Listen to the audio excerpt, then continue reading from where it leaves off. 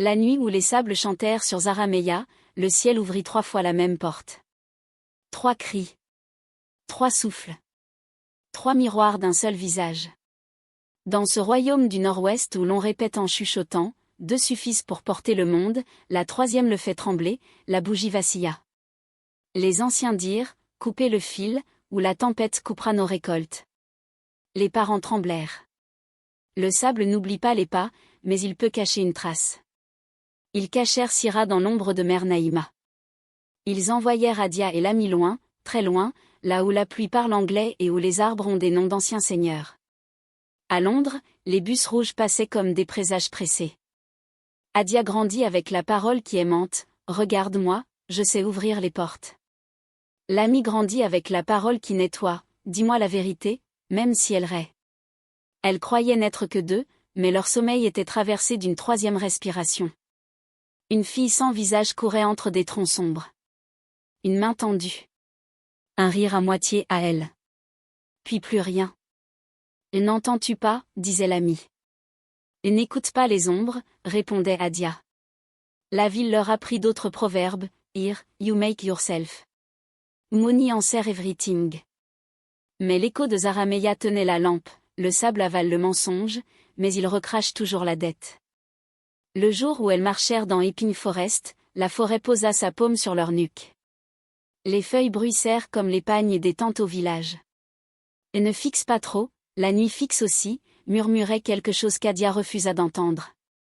L'amie, elle, sut, quelqu'un les cherchait depuis l'autre côté du vent. Alors, vint un homme à la voix qui berce et blesse, le prophète moque. Il parlait de destin, de grandeur et de portes qu'il suffisait d'oser pousser. On disait, quand il prie, les murs respirent. On disait aussi, autour de lui, les malheurs font demi-tour, et reviennent ailleurs. Adia écouta, les yeux levés comme des étoiles. L'ami baissa la tête pour entendre ce que cachait le sol. Dans leurs rêves, la 3e respiration approchait, déterminée, silencieuse. Le sang partagé ne se divise pas, insistait la voix ancienne. Il réclame son unité, même au prix du calme. Et puisque nul ne voit la fin sans regarder la première empreinte, on rembobine jusqu'à Zarameya. C'est là que tout a commencé. À Londres, les 2 fillettes couraient entre les briques rouges des quartiers modestes. Elles riaient fort, comme pour couvrir une absence qu'elles ne savaient pas nommer. On les appelait les jumelles, et elles y croyaient. Mais parfois, Adia s'arrêtait soudain, frottant son genou sans raison, alors qu'aucune chute n'avait eu lieu. L'ami, à l'autre bout de la cour, posait la main sur le même endroit, le même instant, comme si une douleur invisible se partageait entre elles. C'est dans ta tête, disait Adia. Mais le frisson restait. La nuit, leurs rêves se répétaient. Elle voyait une plaine sans fin, un ciel qu'elle ne connaissait pas. Elle courait toujours, cherchant un visage qu'elle n'arrivait pas à voir. Parfois, une silhouette se dessinait au loin, mais le réveil arrachait l'image avant qu'elle ne s'éclaire. L'amie, plus douce, gardait le silence le matin. Adia, fière, riait d'un air moqueur, encore tes histoires de rêve. Pourtant, dans ses yeux brillait la même inquiétude qu'elle refusait de dire. Pendant ce temps, à Zarameya, sous le soleil dur et le sable qui craque, une enfant restait à l'écart des autres. Sira. On chuchotait quand elle passait, comme si son souffle portait un poids dangereux. Les mères disaient à leurs enfants, ne joue pas trop près d'elle, les esprits aiment l'accompagner. Elle marchait seule, mais pas abandonnée. Mère Naïma, silhouette drapée de blanc, lui parlait avec lenteur et fermeté. Elle ne disait jamais maudite. Elle disait, certains fruits ne se mangent pas avec tout le monde. Ils nourrissent un autre destin. Sous le grand baobab, Sira écoutait, apprenant le silence plus que les mots. Et cette nuit-là, alors que Londres s'endormait et que Zarameya s'assoupissait sous ses étoiles, l'ami sursauta. Dans son sommeil, une voix étrangère avait brisé la frontière du rêve. Pas une voix d'enfant. Pas une voix d'adulte. Une voix qui venait de plus loin que Londres, de plus ancien que Zarameya. Elle disait simplement. Vous n'êtes pas seul. À 10 ans, Londres façonnait déjà leurs différences. Adia parlait plus fort que les autres enfants, imposait ses choix dans les jeux, décidait de qui gagnait et qui perdait. Son rire claquait comme une gifle, mais il fascinait. L'amie, elle, pensait les colères. Quand Adia grondait, l'amie caressait. Quand Adia prenait, l'amie offrait. Les voisines disaient, 2 corps, un équilibre. Mais l'équilibre penchait toujours vers l'aînée, et la cadette apprenait à marcher dans son ombre. Les nuits, pourtant, leur échappaient. Dans leurs rêves, une forêt étrangère apparaissait. Rien de semblable au parc londonien, ici, les troncs étaient immenses, leurs racines s'entortillaient comme des serpents, et les feuilles noyaient le ciel. Adia avançait sans peur, comme si la forêt lui appartenait. L'amie, tremblante, entendait un souffle derrière elle. À chaque rêve, une silhouette floue les suivait. Parfois une main, parfois un rire étouffé.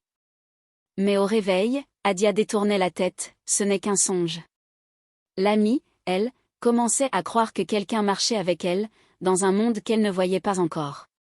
À Zarameya, Syrah dormait aussi. Son sommeil l'arrachait à son lit de paille pour l'envoyer dans cette même forêt. Elle voyait 2 silhouettes identiques, qui couraient devant elle. Elle tendait la main, mais elles disparaissaient toujours avant qu'elle ne puisse les rejoindre. Chaque matin, son cœur battait vite, comme si elle avait vécu une rencontre volée. Elle demandait, « Maman Naïma, qui sont-elles? Pourquoi je les vois ?» Mère Naïma, accroupie près du feu, levait les yeux sans répondre. Ses rides disaient qu'elle savait. Ses lèvres, elles, restaient fermées. Elle se contentait de souffler sur les braises et de dire, « Certains visages appartiennent au vent. Tu n'es pas encore prête à savoir d'où il souffle. » Syrah baissa la tête, frustrée. Mais dans son ventre, un pressentiment s'ancra, ces 2 silhouettes étaient liées à elle par plus que des rêves. Le bus scolaire avançait lentement vers la lisière de Epping Forest. Adia, excitée, riait fort au fond, tirant sur l'uniforme des autres pour provoquer. L'amie, comme toujours, tentait d'apaiser, répétant, « Laisse-les tranquilles, on n'est pas à la maison ici. » Mais lorsque le car s'arrêta et que leurs pieds foulèrent l'humus, les 2 jumelles se figèrent. Le vent froid glissa sur leur peau comme une main déjà connue. Les troncs s'élevaient, immenses, lourds, tordus. Les feuilles chuchotaient dans une langue qu'elles ne comprenaient pas mais qui leur appartenait. L'amie murmura, « Adia, c'est la forêt. » Adia ne répondit pas, mais ses yeux s'élargirent d'un éclat qu'elle ne pouvait cacher. Elles marchèrent derrière le groupe, mais chaque pas leur paraissait écrit d'avance. Les racines semblaient les reconnaître, les branches s'inclinaient au-dessus de leur tête. Une odeur de terre mouillée monta, la même qu'elles avaient sentie tant de fois dans leurs rêves. Puis, au détour d'un sentier, l'amie s'arrêta net. Elle leva les yeux, une clairière. Exactement celle de ses songes. Adia aussi resta figée, l'air soudain plus lourd, comme si la forêt elle-même retenait son souffle. « On a déjà marché ici. » Il souffla l'amie.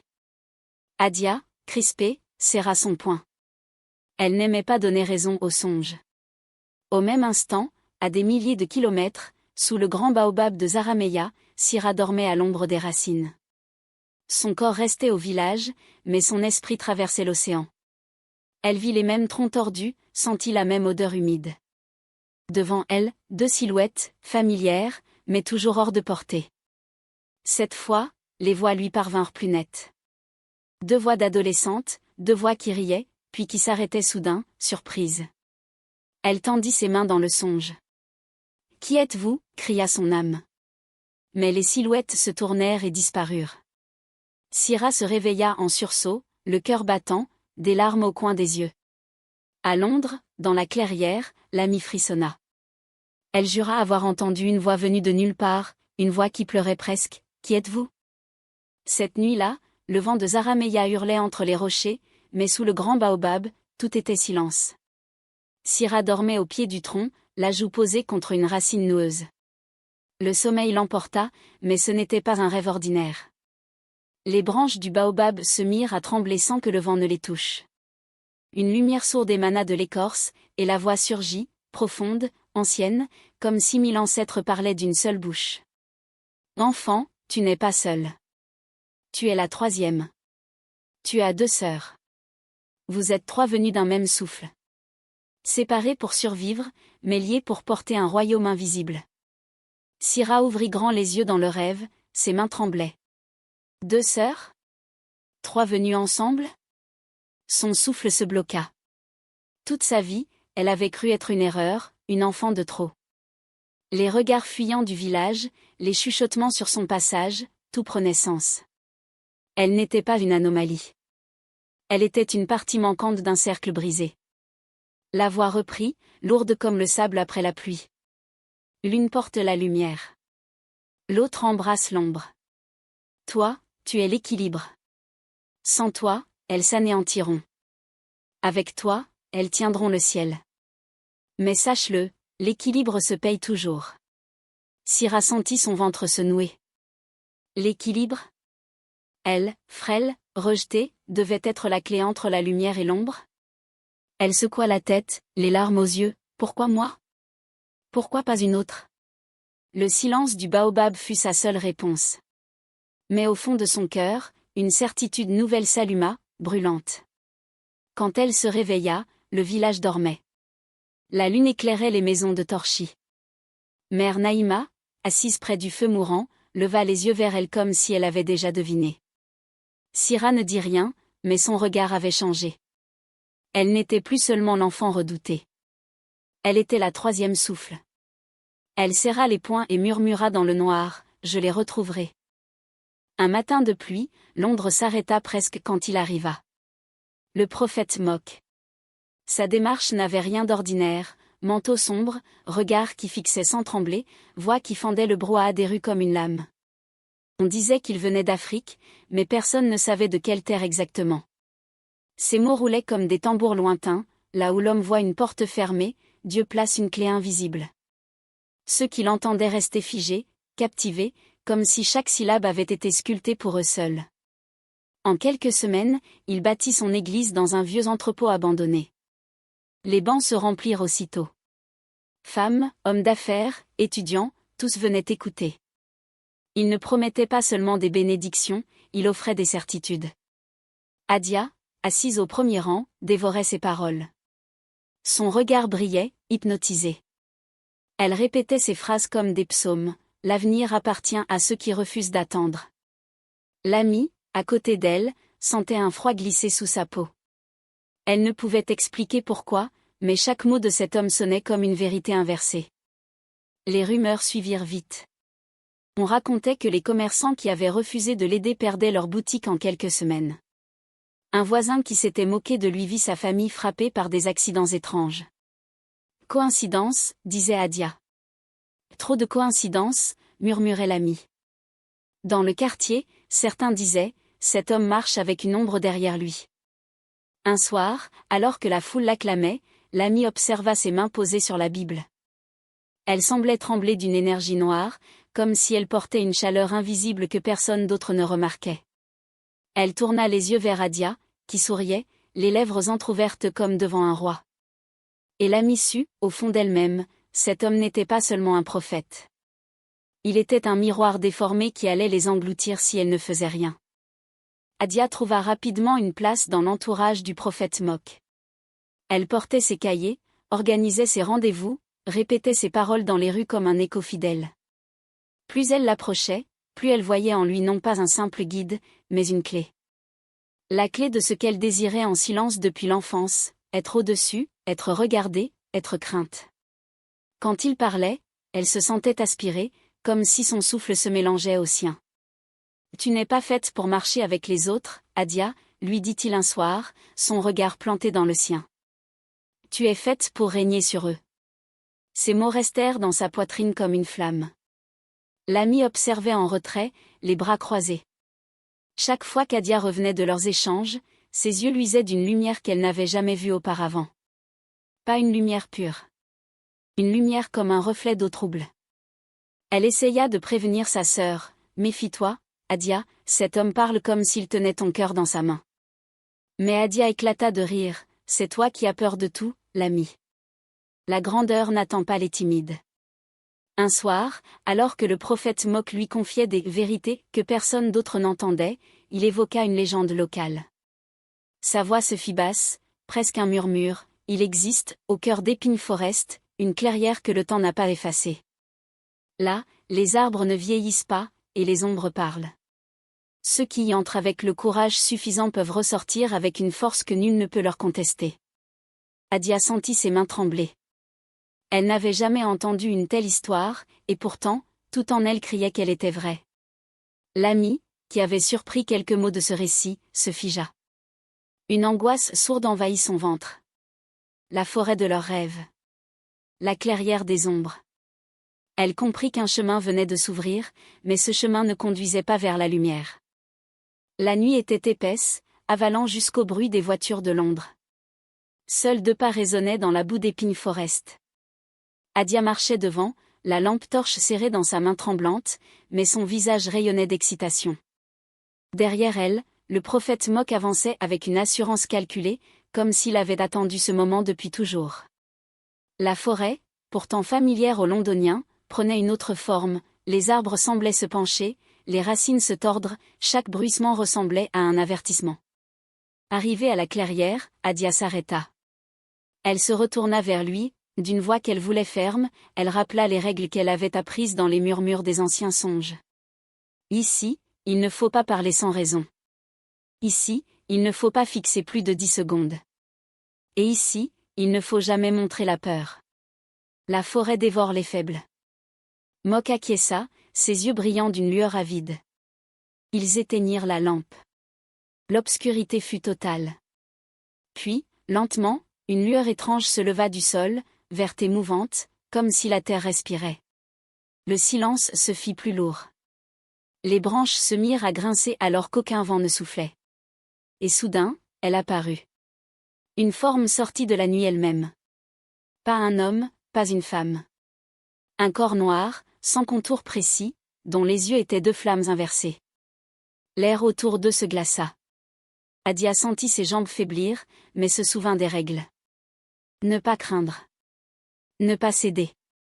Elle serra les poings, les lèvres mordues, tandis que le prophète Mok, le souffle court, fixait la silhouette. La voix surgit, grave, résonnant à l'intérieur de leur crâne plus qu'autour d'eux. Qui ose troubler la clairière des anciens pactes? Adia baissa les yeux, incapable de soutenir le regard ardent. Mais Mok, lui, resta droit, et dans un murmure qui résonna comme un défi, répondit « Moi. Je suis venu réclamer ce qui m'appartient. » La silhouette obscure s'avança, et la clairière devint lourde comme une tombe. Ses yeux de braise s'enfoncèrent dans ceux de Mok. Adia, tremblante, recula d'un pas, mais Mok fit un geste sec, « Ne crains rien. Tout cela est pour nous. » La voix retentit de nouveau, grondante. « Tu veux le succès, la gloire, la puissance. Mais rien ne se donne sans prix. » Un souffle glacé parcourut la clairière. Les branches craquèrent comme des os brisés. L'entité tendit une main déformée, où apparut une coupe de bois noirci. À l'intérieur, grouillait un liquide visqueux où se débattaient des insectes vivants. Chaque matin, avant de sortir de ta demeure, tu boiras un être vivant. Le jour où tu manqueras à ce rituel, ton corps perdra ce qu'il a de plus cher. Mok saisit la coupe sans hésiter. Les cafards se débattaient entre ses doigts, mais il les avala avec une détermination qui fit frissonner Adia. Elle détourna le regard, écœurée, mais aussi fascinée. L'entité éclata d'un rire guttural. Puis, d'une voix plus basse, elle ajouta, presque pour elle-même, « Ce que tu ignores, prophète, c'est que tes entrailles porteront le sceau. Ta descendance sera scellée, et ta parole enchaînée. Ce que tu croiras donner, tu l'auras déjà perdu. » Adia n'entendit pas ces mots. Mok, lui, fronça légèrement les sourcils, mais son orgueil le fit taire. La silhouette s'effaça lentement dans l'air glacé, et la clairière retrouva son silence oppressant. Le pacte était signé. À Zarameya, la même nuit, Syrah se redressa en sueur. Son rêve l'avait projetée dans la clairière. Elle avait vu l'ombre, elle avait vu la coupe, elle avait vu Mok boire l'immonde. Elle avait entendu ce que sa sœur n'avait pas entendu, descendance scellée. Paroles enchaînées. Le baobab vibrait encore dans son sommeil, et la voix des ancêtres répétait, « Tu es l'équilibre, Syrah. Si tu ne parles pas, tout sombrera. » Elle leva les yeux vers les étoiles, le souffle court. Quelque chose venait d'être ouvert. Quelque chose qu'elle seule pouvait comprendre. À 22 ans, la renommée du prophète Mok s'étendait dans tout Londres. Les foules s'entassaient dans son église improvisée, accrochées à ses mots comme à une corde de salut. Adia se tenait toujours à ses côtés, le regard hautain, vêtue de tissus sobres mais élégants, comme une reine déjà couronnée. Elle répétait partout, là où il passe, les malheurs reculent.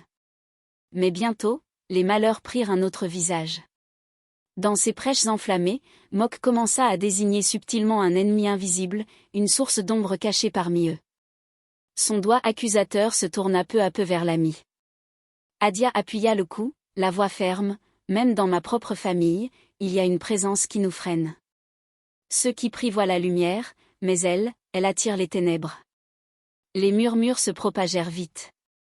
Dans le quartier, les regards changèrent. Là où l'ami trouvait autrefois sourire et chaleur, elle ne trouva plus que méfiance.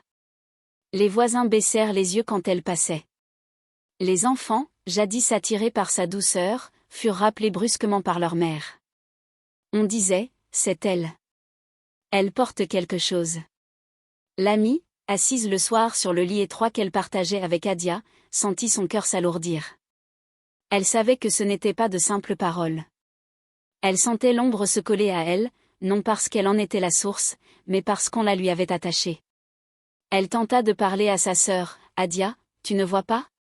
C'est lui qui t'enchaîne, pas moi. » Mais Adia détourna le regard avec un sourire froid, « Tu as toujours eu peur de la grandeur, l'ami. Moi, j'ai choisi ma lumière.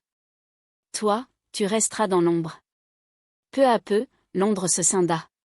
Certains juraient fidélité au prophète Mok et à sa reine Adia. D'autres, plus silencieux, observaient la lente mise à l'écart de l'ami avec malaise. Mais aucun n'osait prendre sa défense. L'ami marchait désormais seul dans des rues qu'il avait vues grandir, et chaque pas résonnait comme une condamnation. Un matin, des carrosses noires traversèrent Londres discrètement, comme des ombres pressées. L'ami fut convoqué en secret à Buckingham. Le roi lui-même, inquiet des rumeurs qui montaient, avait demandé audience. Dans une salle cachée du palais, où seuls quelques notables et anciens initiés étaient présents, la tension emplissait l'air. Au centre, Sir Coloba, vieil homme à la barbe blanche et aux yeux de braise, posa sur une table une calebasse d'eau claire. Mok entra, Adia à son bras. Son charisme emplissait la pièce, mais cette fois, il n'était pas acclamé par une foule crédule. Ici, le silence pesait comme une épée. Il pointa l'ami du doigt, sa voix ferme, « Voici la source de l'ombre. Elle cache des choses que vos yeux ne peuvent voir. » Adia, glaciale, confirma d'un signe de tête. Sir Coloba ne répondit pas. Il toucha la calebasse, et l'eau vibra comme si elle respirait. La vérité ne se dit pas. Elle se montre, déclara-t-il. Tous se penchèrent. Peu à peu, une image se dessina sur l'eau, l'ami, seul, agenouillé dans sa chambre, en prière. Ses mains jointes tremblaient, mais son visage rayonnait d'une lumière pure. Aucun signe d'ombre, aucune marque de malédiction. Un murmure parcourut la salle. Mok resta figé, le souffle bloqué. Adia détourna les yeux, les lèvres crispées. Sir Coloba se redressa, son regard planté dans celui du prophète, « Tu mens. » Le roi, d'une voix grave, ajouta, « Accuser une innocente devant Buckingham est une faute grave. Nous ne sommes pas dupes de ton théâtre. » La honte s'abattit sur Mok comme une tempête. Mais tandis que les anciens le scrutaient, Adia serra les poings. Elle ne vit pas une humiliation. Elle vit une provocation. Dans son cœur, un murmure noir s'installa, « Si la lumière refuse de t'accepter, épouse l'ombre jusqu'au bout. » Ce soir-là, sous les dorures du palais, le prophète Mok baissa la tête. Mais dans l'ombre, Adia décida qu'elle ne baisserait jamais la sienne. À Zarameya, la chaleur écrasait le village, mais sous le grand baobab, le temps avait une autre épaisseur. Mère Naïma appela Sira à s'asseoir près d'elle. Ses yeux, rouges de fatigue mais brillants d'un feu ancien, fixaient la jeune fille avec gravité. Dans ses mains, elle tenait une boîte de bois noir, scellée depuis des années. Elle l'ouvrit lentement, révélant un rouleau jauni par le temps. « Ceci est le testament de ton père, » dit-elle d'une voix rauque. Sira, interdite, sentit son ventre se nouer. Elle n'avait jamais entendu parler d'un héritage. Naïma déroula le parchemin, où des symboles anciens s'entremêlaient à une écriture ferme. Le trône que les hommes voient n'est qu'un siège fragile. Mais sous l'ombre repose le trône invisible, forgé par les pactes anciens entre la lumière et l'ombre. Celui qui s'y assoit sans sang pur est dévoré. Celui qui le garde sans équilibre condamne 2 royaumes. Syrah sentit ses mains trembler. Le trône, non pas seulement de Zarameya, mais lié à Londres, cette ville lointaine dont elle rêvait sans comprendre pourquoi. Naïma la fixa, ses rides tendues par une inquiétude qu'elle ne masquait pas. Vous êtes 3, Syrah. 3 venus d'un même souffle. Toi et tes sœurs êtes le mur vivant entre ce que l'Afrique protège et ce que Londres cache. Sans vous, le trône invisible se libérera et il n'y aura plus de retour. Syrah baissa la tête, ses larmes tombant sur la terre sèche. Toute son enfance, elle avait été traitée comme une malédiction, un fardeau. Et voilà qu'on lui disait qu'elle était un mur, une gardienne, une clé. Elle murmura, la gorge serrée, « Pourquoi moi ? Pourquoi nous ?» Mère Naïma posa sa main rugueuse sur son épaule. Parce que le ciel ne choisit pas les volontaires. Il choisit les nécessaires. Syrah leva les yeux vers le baobab. Dans ses branches, le vent soufflait une mélodie grave. Elle comprit qu'il n'y avait pas d'échappatoire, sa vie n'était pas un hasard. Elle était l'équilibre que les 2 royaumes attendaient. La nuit tombait sur Zarameya quand Syrah, assise seule sous le baobab, sentit l'appel monter plus fort que jamais.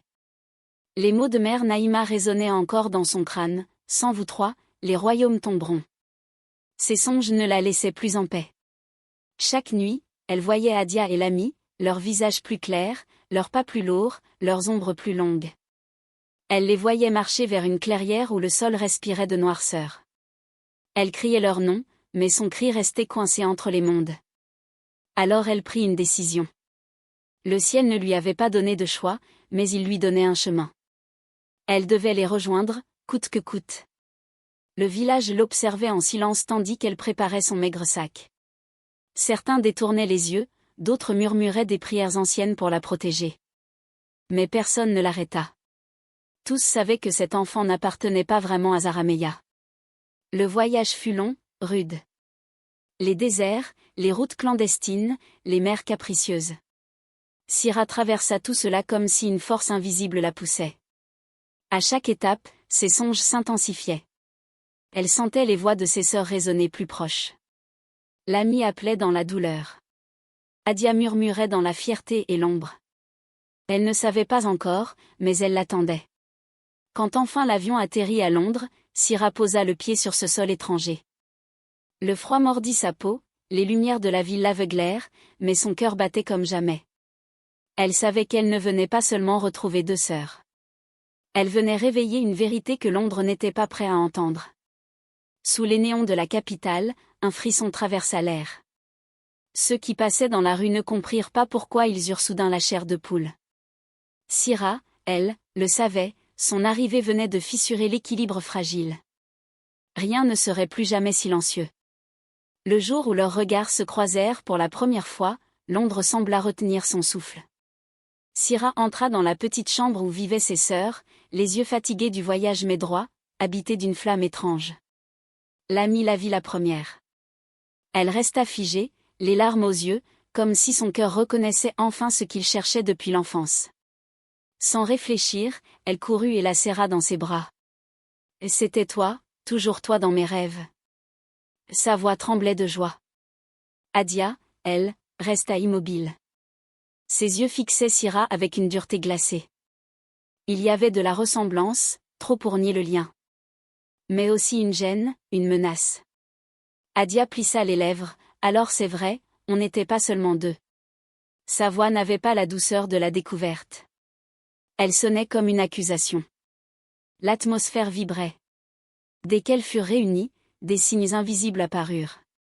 Les lampes grésillèrent, un courant d'air glacé passa sous la porte alors qu'elle était fermée. Les dons s'entrechoquaient. L'ami voyait les auras autour de ses sœurs briller comme des flammes vivantes. Adia ressentait la force qui coulait d'elle comme une vague qu'elle rêvait de dominer.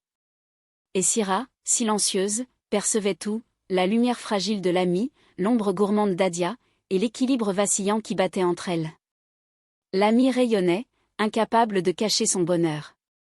Elle parlait vite, racontant comment chaque rêve l'avait conduite à ce moment.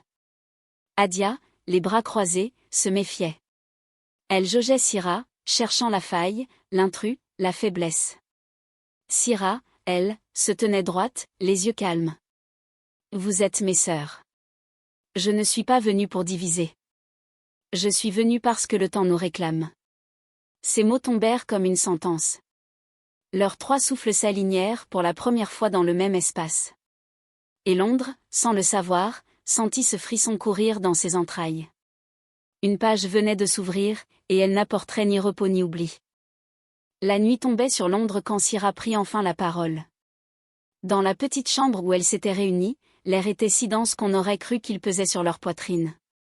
L'amie, assise au sol, priait en silence, espérant que la présence de sa sœur retrouverait partout.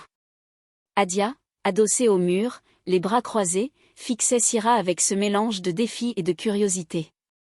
Le prophète Mok, lui, observait en retrait, sûr de son emprise, son sourire froid suspendu comme une lame. Syrah leva les yeux vers eux, sa voix basse mais ferme. J'ai vu ce que vous cachez. Le pacte n'est pas ce que vous croyez.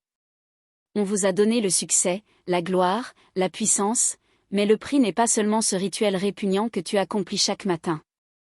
Mok fronça les sourcils, feignant l'indifférence.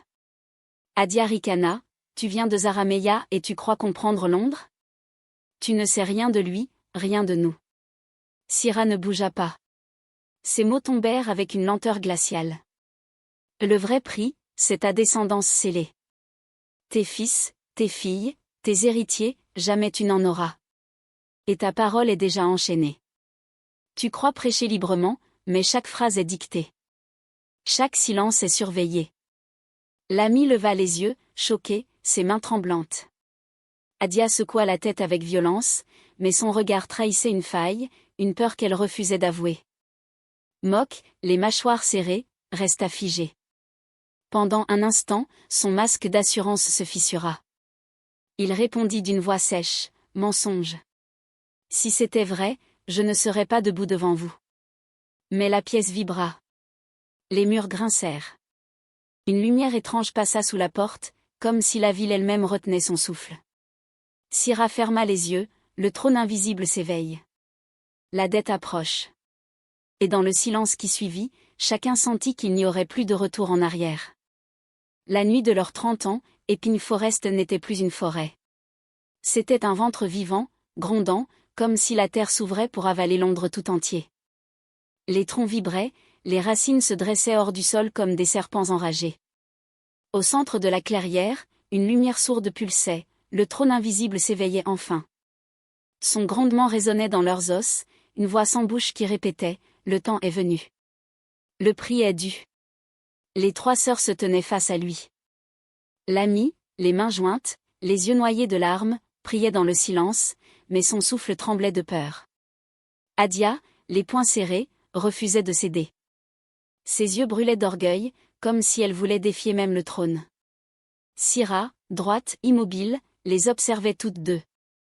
Dans son regard brillait une vérité qu'elle ne voulait pas dire, mais qu'elle ne pouvait plus taire. La forêt elle-même semblait se plier à leur présence. Le vent hurlait dans une langue oubliée. Le sol s'ouvrit par endroits, révélant des braises vivantes. Chaque pas qu'elle faisait résonnait comme un tambour de guerre. Alors, la voix du trône se fit plus claire. 3 souffles sont entrés. 2 suffisent pour porter. Un doigt se délier. Un silence terrible suivit.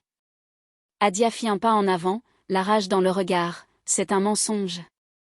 Nous pouvons tout garder, tout posséder, toutes les 3. Mais son cri se perdit dans le vent, balayé comme une feuille morte.